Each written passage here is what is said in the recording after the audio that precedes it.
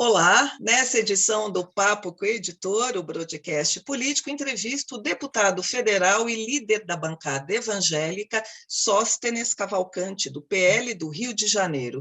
Comigo, o repórter Eduardo Gayer, a quem agradeço mais uma vez pela companhia. Seja muito bem-vindo, deputado, e muito obrigada por aceitar o nosso convite. Obrigado a vocês, é um prazer estar aqui. E é sempre muito importante os instrumentos democráticos do Brasil contar com a parceria da imprensa brasileira e com o jornalismo responsável que vocês sempre fazem. Obrigada, deputado. Então, vamos começar. Obviamente que foi um dos grandes assuntos da semana. O senhor fez um pronunciamento também na Câmara a respeito da prisão do ex-ministro da Educação, Milton Ribeiro, que é um pastor presbiteriano que sempre teve sua religiosidade destacada pelo presidente Jair Bolsonaro. O senhor acredita que o possível envolvimento do ex-ministro com corrupção afeta a imagem dos evangélicos? Nós, evangélicos, lamentamos muito o episódio. É lógico que, se em caso de comprovado atos ilícitos, não só de corrupção, eu acho que tem outros atos aí que podem manchar a imagem do ministro, bem como reflete, sim, no segmento evangélico. Entretanto, nós evangélicos conhecemos os preceitos bíblicos e por ele vivemos através da fé, estamos lamentavelmente acostumados e sabemos que escândalos acontecem, até porque o ser humano não é 100% perfeito. As imperfeições é parte inerente da vida humana. O que nós precisamos é ter a maturidade cristã, nós que somos evangélicos, de superarmos esses momentos e entendermos que os seres humanos são passíveis de falhas, mas que, através de correções, eles podem também se recuperar. Essa é a nossa esperança, mas é lamentável o episódio e mancha, assim, a imagem.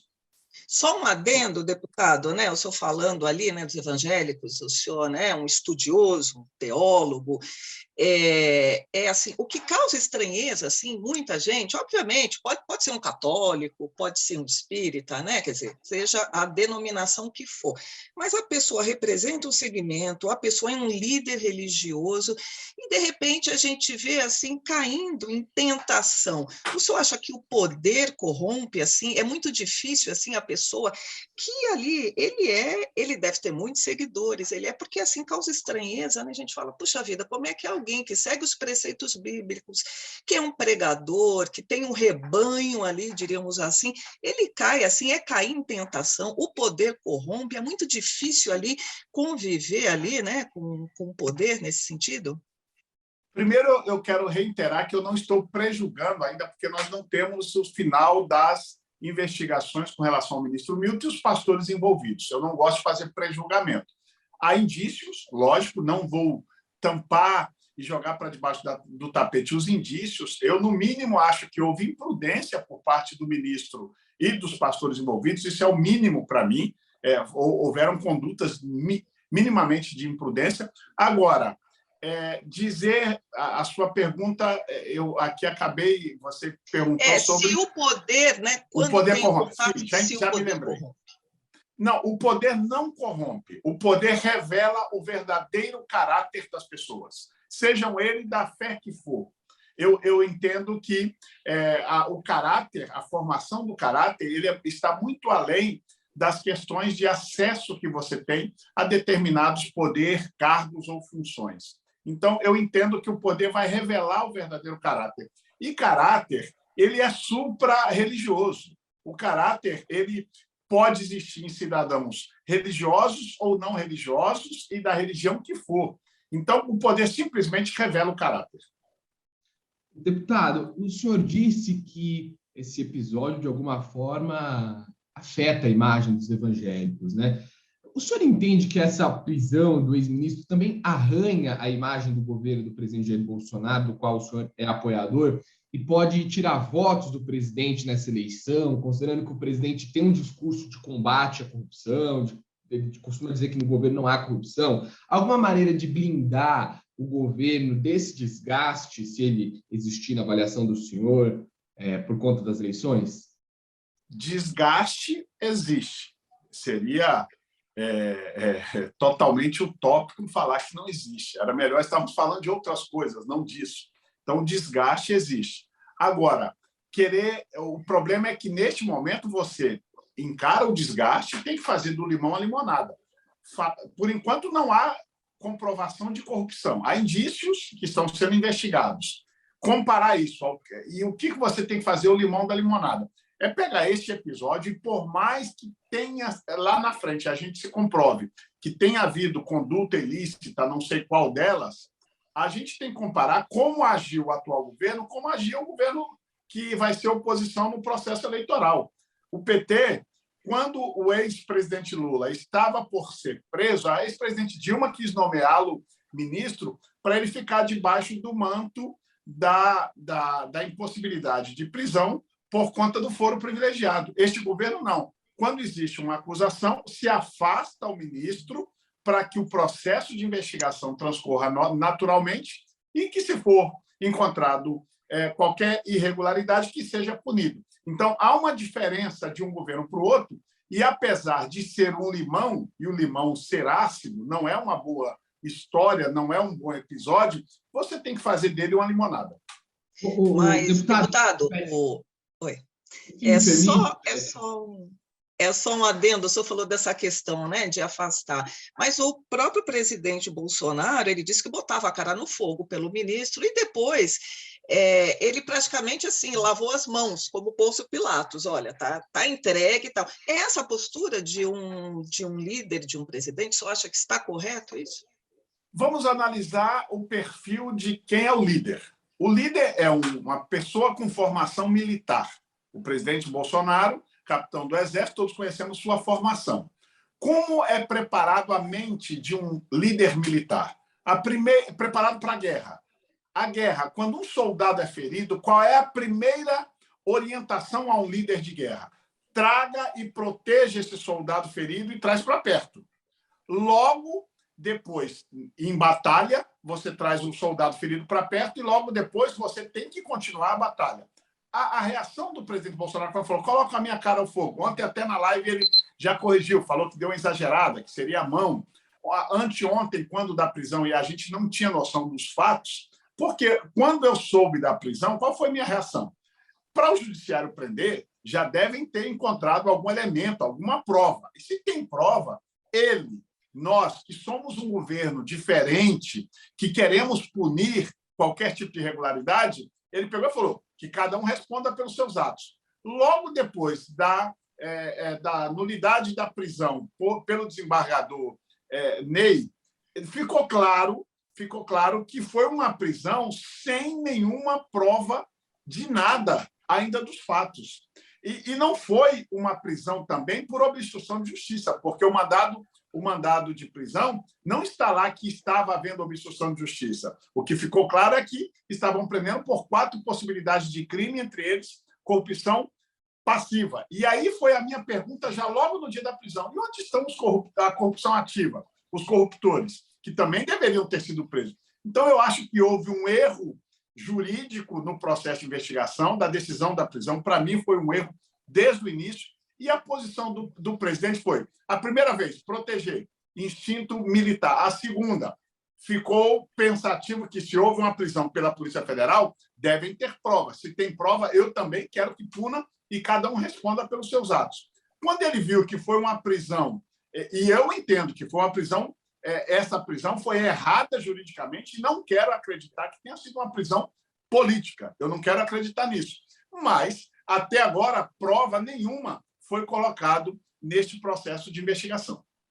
O deputado, só para fazer um resgate, na verdade, o presidente Jair Bolsonaro não afastou o ministro Milton Ribeiro no primeiro momento, quando as denúncias foram colocadas na imprensa pelo Estadão, e no próprio Diário Oficial da União, quando a exoneração foi anunciada, o Diário Oficial disse que a exoneração foi a pedido, né? Então, o próprio ministro que pediu afastamento para responder aos atos, responder às denúncias fora do cargo.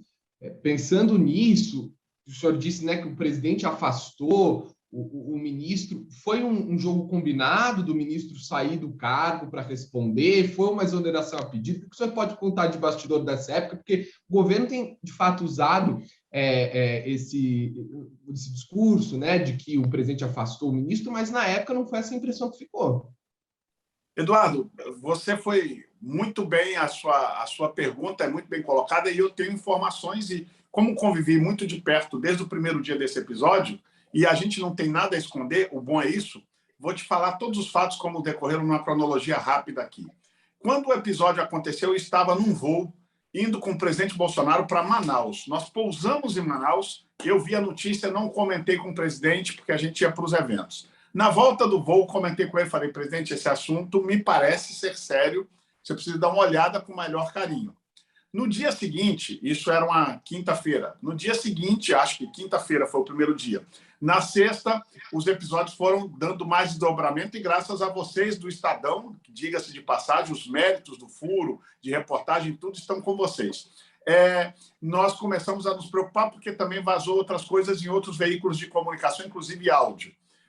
Quando comecei a ligar com o presidente Bolsonaro, falei, presidente, coloque o olhar nesse detalhe e, na minha avaliação, é melhor... Isso já no segundo dia. Eu defendi ao presidente Bolsonaro o afastamento do ministro para que ele pudesse responder. Lógico, a minha cabeça não é uma cabeça de militar. A minha cabeça é uma cabeça da minha formação. Eu sou pastor. E pastor...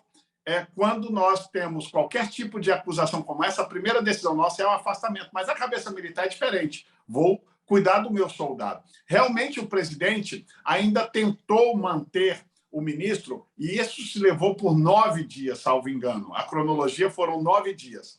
E, lógico, que quando o presidente viu que era insustentável, até porque nós, da base do governo, fizemos a pressão pelo afastamento, eu, inclusive, acho que quando o presidente falou na sua live, coloco minha cara no fogo, ele estava dando um recado para nós, porque nós estávamos pressionando pelo afastamento. Inclusive, eu, pessoalmente, fui conversar com o ministro Milton e sugeri isso a ele. Falei, ministro, faz um gesto político, se afaste, porque é difícil para o presidente da República, sem uma prova concreta na mão, afastar alguém. Então, praxe da política este jogo. E aí você fala muito bem na sua pergunta. Foi, logicamente, interlocutores ali indo ao ministro e pedindo a ele o gesto de pedido de afastamento para evitar que o presidente tivesse que exonerar. Foi uma coisa articulada na política, mas se o ministro não pedisse para sair, o presidente o afastaria. É só um jogo combinado para evitar desgastes às pessoas físicas sem provas. Deputado, vamos mudar um pouquinho assim, de assunto, falar da pesquisa Datafolha, que trouxe ali uma divisão no eleitorado evangélico entre o ex-presidente Lula e o presidente Jair Bolsonaro, que diz que tem apoio majoritário do grupo. O que está acontecendo para o PT conseguir uma intenção de voto até considerável nesse segmento do eleitorado e como o presidente Jair Bolsonaro pode angariar ainda mais votos no segmento evangélico? Bom, vamos lá. Eu não falo da pesquisa nas outras áreas, vou falar do que eu tenho domínio, que é o segmento evangélico. Eu rodo norte a sul, leste a oeste nesse país, no segmento evangélico, e conheço bem. Estou presidindo a frente parlamentar, converso com os meus colegas deputados que estão nas bases. E, assim, primeiro, eu não desacredito o Instituto de Pesquisa, até porque eu sei que é o negócio deles. Então, eles não teriam interesse em desinformar ou errar de propósito. Entretanto, vale ressaltar que nas últimas eleições municipais, o Datafolha e outros institutos de pesquisa erraram em prefeituras de capitais até por 12 pontos. Houve a prefeitura de Fortaleza foi uma dessas, a prefeitura do Pará de Belém do Pará foi uma dessas, e o Datafolha presidencial na última eleição também errou. Eu não acho que é maldade dos institutos de pesquisa. Eu entendo que há um erro de métrica.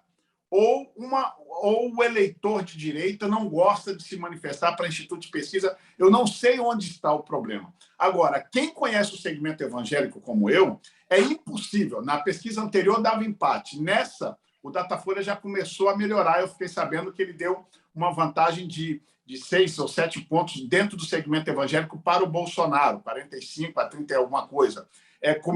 Começou a entender que é uma vantagem para o presidente Bolsonaro no segmento evangélico. Quem conhece o segmento como eu te garanto que o presidente Bolsonaro não tem, dentro do segmento evangélico, menos de 65%.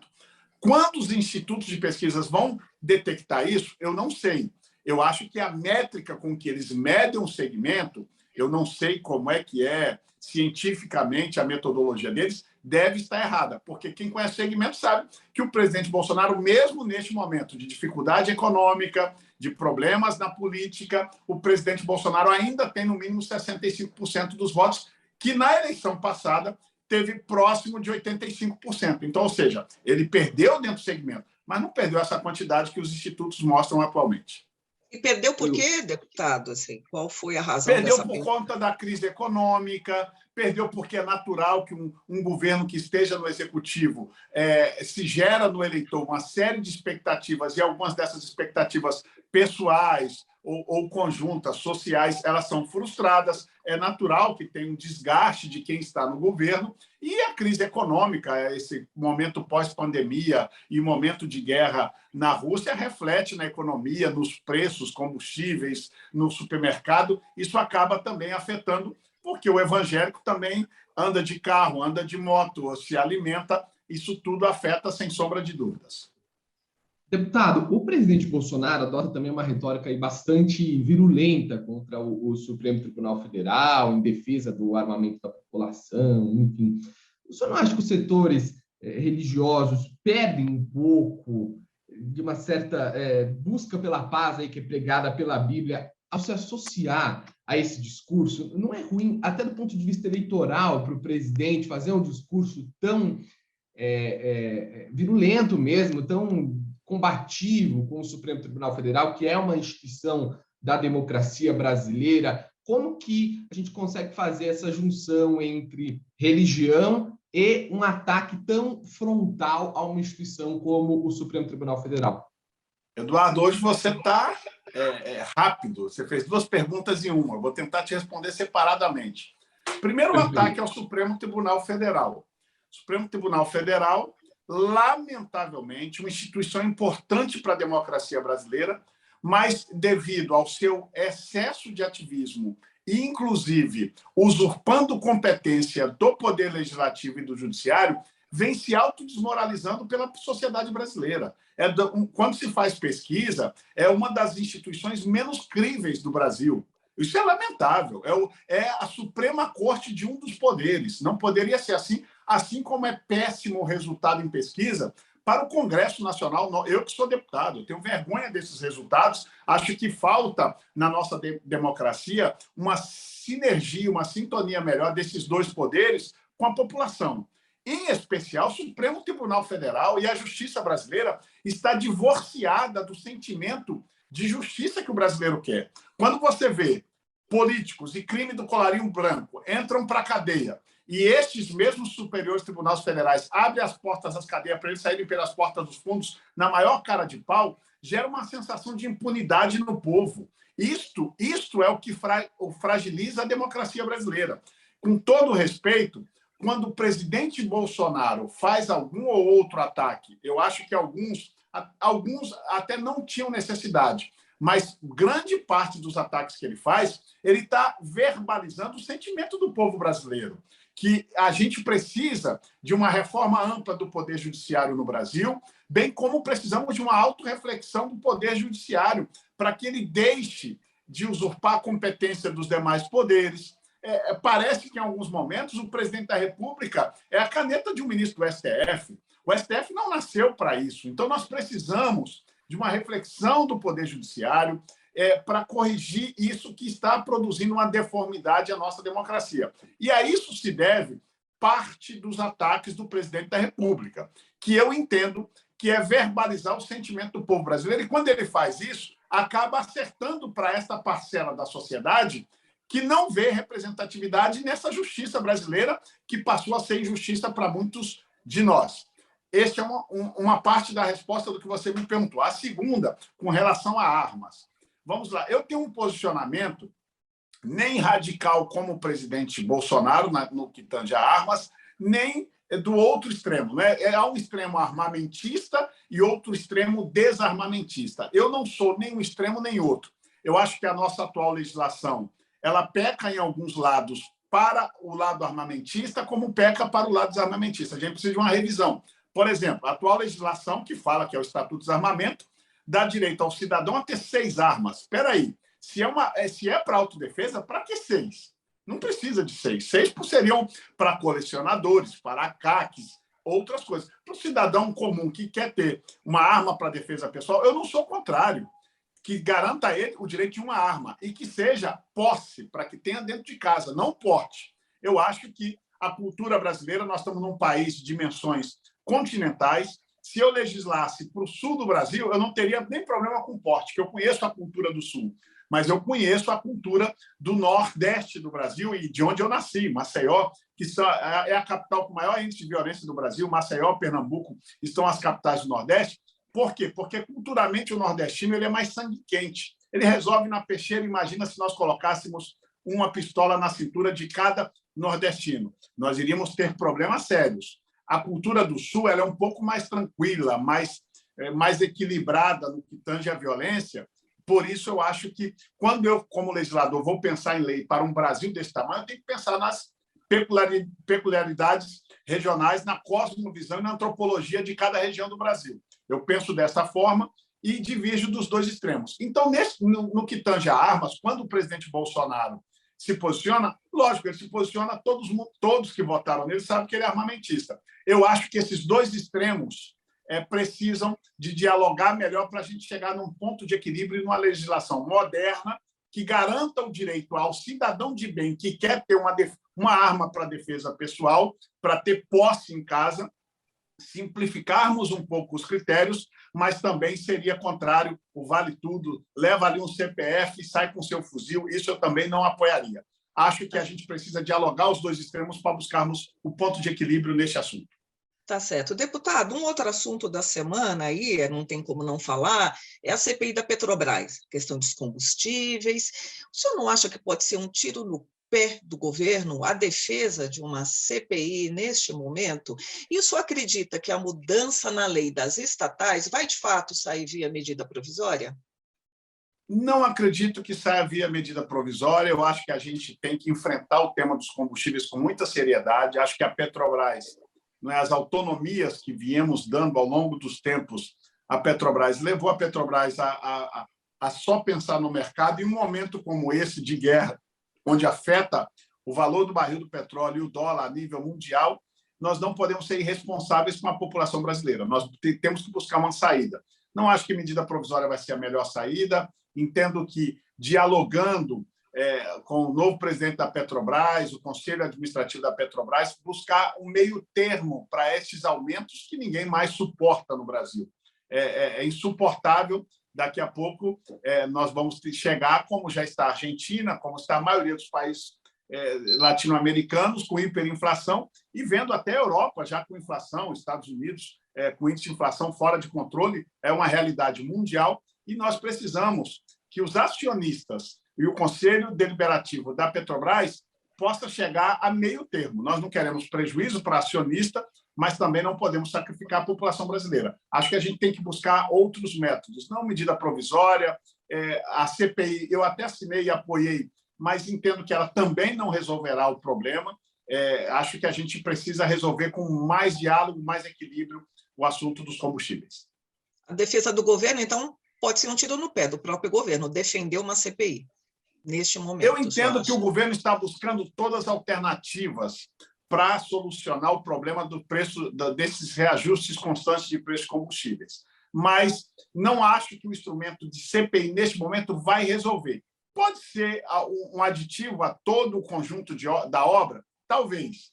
Eu prefiro esperar um pouquinho. Acho que CPI em ano de eleição é sempre muito complicado. Certo. Deputado, está chegando ao fim o nosso tempo. Só para encerrar, gostaria de fazer assim, uma última pergunta.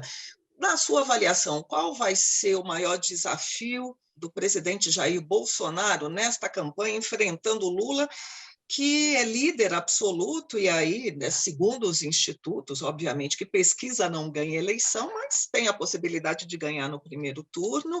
E se o senhor vê alguma luz no fim do túnel aí dessa crise, preços de combustíveis, pandemia, né, a população ali, né, muita gente sofrendo com depressão, só consegue, né, como um teólogo, né, o que o senhor poderia dizer, o senhor consegue ver luz no fim do túnel, e sobre o seu futuro político, o senhor é candidato, qual vai ser ali os seus próximos passos? Eu sei que eu fiz muitas perguntas, mas só para a gente amarrar o final. Hoje vocês estão ótimos, rápidos nas perguntas. Vamos lá.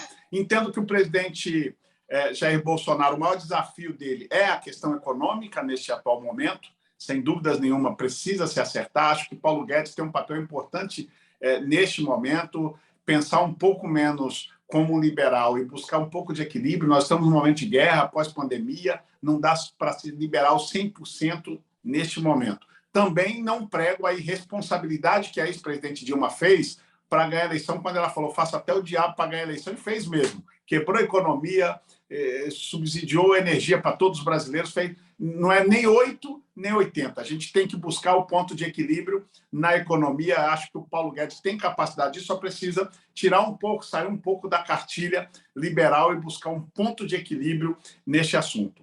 Com relação à possibilidade de eleição do presidente Lula no primeiro turno, eu não acredito de forma alguma nisso, porque eu não acredito que o brasileiro queira tamanho retrocesso de voltarmos o chefe da maior quadrilha do país ao poder do Brasil. Não acredito nisso, acho que essa eleição será decidida no segundo turno. Quem ganhar a eleição ganhará com uma margem pequena de votos, é minha avaliação, lá na reta final do segundo turno, e vai ganhar a eleição quem errar menos. Daqui para frente, e o presidente Lula também tem feito declarações. Aliás, eu gostaria muito que o presidente Lula continuasse falando de improviso, porque aí ele fala o que tem dentro do coração dele. Quando o brasileiro vê o que está dentro do coração do ex-presidente Lula, vai querer distância dele. Essa é a verdade dos fatos, e nós vamos chegar nesse momento, no período eleitoral, que o brasileiro vai saber, com muita maturidade, escolher o que é melhor ou o que é menos pior nas opções que vamos ter. Com relação à minha pessoa, sou pré-candidato a deputado federal à reeleição por mais uma vez, para tentar continuar prestando os meus serviços ao povo do estado do Rio de Janeiro e a todo o Brasil, porque, apesar de representarmos uma unidade da federação, nós legislamos para todos os brasileiros. Tá certo, deputado. E a luz no fim do túnel, na sua avaliação dessa crise toda, o senhor vislumbra uma eleição ou um ano que vem, seja quem for o presidente, melhor? O senhor acredita? Eu sempre sou muito positivo. Eu digo que o Brasil nasceu para dar certo. Um país que tem as riquezas naturais que nós temos. Quando chove, lavam as nossas montanhas, enchem nossos rios de minérios, somos ricos em minério, temos a maior reserva de água do mundo, é a maior floresta do mundo, nós temos praias e lugares paradisíacos no Brasil para explorar o turismo. Esse país nasceu para dar certo. Temos algumas dificuldades antropológicas, de formação social, desafios sociológicos enormes, pobreza, miséria, que precisam ser enfrentadas com responsabilidades e com programas de geração de emprego e renda e de empreendedorismo neste Brasil, mas eu sou muito positivo. Lógico que ninguém no mundo esperava uma pandemia como nós enfrentamos recentemente. Eu que passei 11 dias no CTI entre a vida e a morte com Covid e perdi minha mãe para a Covid, entendo a dor de todo brasileiro que enfrentou esse desafio de pandemia, mas nós temos que sempre ter fé. Esse Brasil nasceu para dar certo. Temos erros de pessoas, temos erros de sistema, a política ainda está muito divorciada, não é? Eu digo que o Estado está divorciado da nação e a política divorciada da população. Nós precisamos aproximar esses extremos para fazer o Brasil um país melhor. Mas eu sou sempre uma pessoa de muita fé e acredito que vamos melhorar, independente do que aconteça nas próximas eleições.